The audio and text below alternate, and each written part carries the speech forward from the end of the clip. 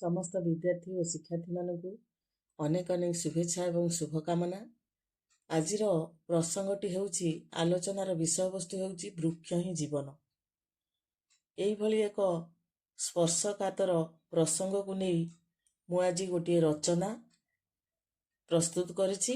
ଯଦି ଏହି ଟପିକଟି ପଡ଼ିଥାଏ ଆମର ଯେଉଁ ଡିବେଟରେ କିମ୍ବା ଭାଷଣ ଦେବା ପାଇଁ, ତାହେଲେ ଏହାର ସହିତ ହେଡ଼ିଂ ଆଡ଼୍ କରିକି ତମେମାନେ କହିପାରିବ, ନଚେତ ରଚନା ଲେଖିପାରିବ। ତାହେଲେ ଆରମ୍ଭ କରିବା। ବୃକ୍ଷ ହିଁ ଜୀବନ। ପ୍ରସଙ୍ଗଟି ହେଉଛି ବୃକ୍ଷ ହିଁ ଜୀବନ। ସକ୍ରେଟିସ୍ଙ୍କ ଭାଷାରେ ବୃକ୍ଷରୁ ଜଳ, ଜଳରୁ ଶସ୍ୟ, ଶସ୍ୟରୁ ଜୀବନ, ଏହା ସୃଷ୍ଟିର ନିୟମ ଅଟେ। ବୃକ୍ଷ ହିଁ ଜୀବନ, ବୃକ୍ଷ ହିଁ ତ ପ୍ରାଣ, ବୃକ୍ଷ ଯେ ଆମରି ମିତ, ଖାଦ୍ୟ ବସ୍ତ୍ର ଆଉ ଅମ୍ଳଜାନ ଦେଇ ପାଳୁଛି ଏହି ଜଗତ। କେଉଁ ଆବାହମାନ କାଳରୁ ବୃକ୍ଷକୁ ମଣିଷର ଜୀବନ ବୋଲି କୁହାଯାଇଛି। କାରଣ ବୃକ୍ଷ ନଥିଲେ ପ୍ରାଣୀ ଜଗତ ମୁହୂର୍ତ୍ତେ ବଞ୍ଚିପାରିବ ନାହିଁ। ତେଣୁ ମଣିଷର ପ୍ରଥମ ସଭ୍ୟତା ନଦୀ କୂଳରେ ବା ଅରଣ୍ୟର ଶାନ୍ତ ପରିବେଶରେ ଗଢ଼ି ଉଠିଥିଲା। ପ୍ରାଣୀ ଜଗତ ପାଇଁ ବୃକ୍ଷର ବହୁବିଧ ଉପକାରିତା ଥିବାରୁ ବୃକ୍ଷକୁ ଜୀବନ ବୋଲି କୁହାଯାଇଛି।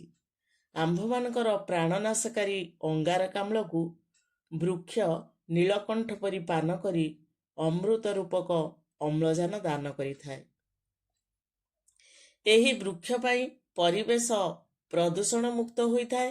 ବୃକ୍ଷ ପାଇଁ ବାଡ଼ି ବଗିଚା ସୁମଣ୍ଡିତ ହୋଇଥାଏ ଆଉ ଶୋଭାମୟ ଦିଶେ।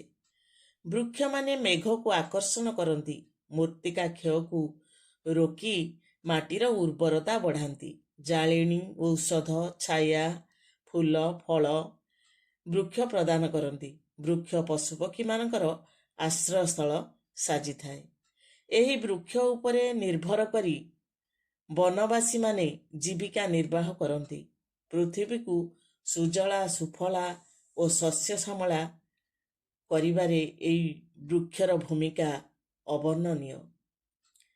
ଜଳବାୟୁ ପରିବର୍ତ୍ତନରେ ବୃକ୍ଷର ଭୂମିକା ମଧ୍ୟ ଅତ୍ୟନ୍ତ ଗୁରୁତ୍ୱପୂର୍ଣ୍ଣ। ବୈଜ୍ଞାନିକ ଗବେଷଣାରୁ ଜଣାପଡ଼ିଛି ଯେ 50ଟି ପତ୍ର ଥିବା ଉଦ୍ଭିଦ 1 ଲିଟର ଜଳ ଗ୍ୟାସ୍ ଆକାରରେ ବାୟୁମଣ୍ଡଳକୁ ଛାଡ଼େ। ଏହି ଗ୍ୟାସ୍ କ୍ରମଶଃ ଘନୀଭୂତ ହୋଇ ବର୍ଷା ରୂପେ ପୃଥିବୀ ପୃଷ୍ଠରେ ପଡ଼ିଥାଏ। ତେଣୁ ବୃକ୍ଷକୁ ପୃଥିବୀର ପ୍ରାକୃତିକ ଶୀତଳୀକରଣ ଯନ୍ତ୍ର ବୋଲି କୁହାଯାଏ। ପୃଥିବୀ ପୃଷ୍ଠରେ ବୃକ୍ଷଲତାର ପରିମାଣ କମିଯିବା ହେତୁ ଜଳବାୟୁରେ ଅସ୍ୱାଭାବିକ ପରିବର୍ତ୍ତନ ଦେଖାଯାଉଛି। ବୃଷ୍ଟିପାତର ଅନିୟମିତତା ଯୋଗୁଁ ବନ୍ୟା, ବାତ୍ୟା, ମରୁଡ଼ି ଓ ପାନୀୟ ଜଳର ସଙ୍କଟ ଦେଖିବାକୁ ମିଳୁଛି। ଗ୍ରୀଷ୍ମ ଋତୁରେ ପ୍ରଚଣ୍ଡ ରୌଦ୍ରତାପ ଯୋଗୁଁ ପ୍ରତିବର୍ଷ ଅଂଶୁଘାତରେ ମୃତ୍ୟୁ ସଂଖ୍ୟା ବଢ଼ି ବଢ଼ି ଚାଲିଛି। ଏଣୁ ଆମକୁ ମନେ ରଖିବାକୁ ହେବ, ପ୍ରବଳ ଉତ୍ତାପେ ହୁଏ ଅଂଶୁଘାତ, ଡହ ଡହ ତାତେ ମହି, ଛତା ଜୋତା ପାଣି ବୋତଲକୁ ନେଇ ବାହାରକୁ ଯିବା ଭାଇ। ବେଳ ଥାଉ ଥାଉ ସାବଧାନ ହେଲେ, ନଥିବ ଏଥିକି ଡର, ଗଛ ଲଗାଇବା, ଧରା ସଜାଇବା, ଅଂଶୁଘାତ ହେବ ଦୂର।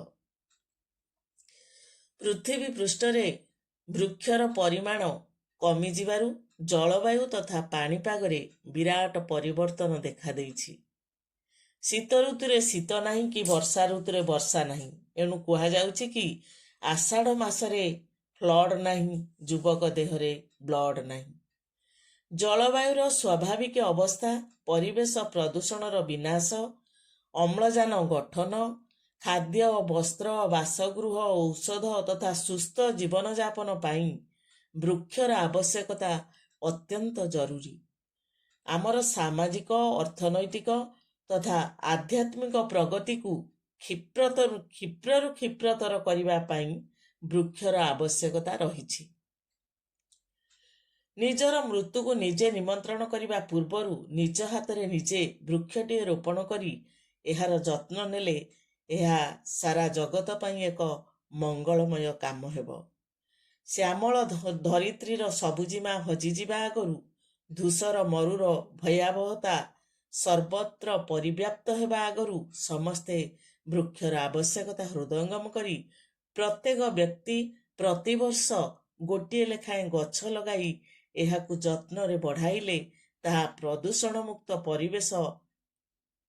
ପ୍ରଦୂଷଣମୁକ୍ତ ପରିବେଶ ଗଠନରେ ସହାୟକ ହେବ।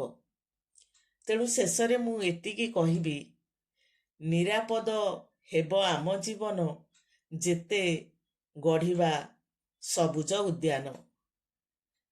ମୁଁ ମୋର ବାଣୀକୁ ଏଇଠି ବିଶ୍ରାମ ଦେଉଛି ବା ରଚନା ଲେଖିଲେ ଶେଷ କଥା ଏଇଠି ଲେଖିବାକୁ ପଡ଼ିବ।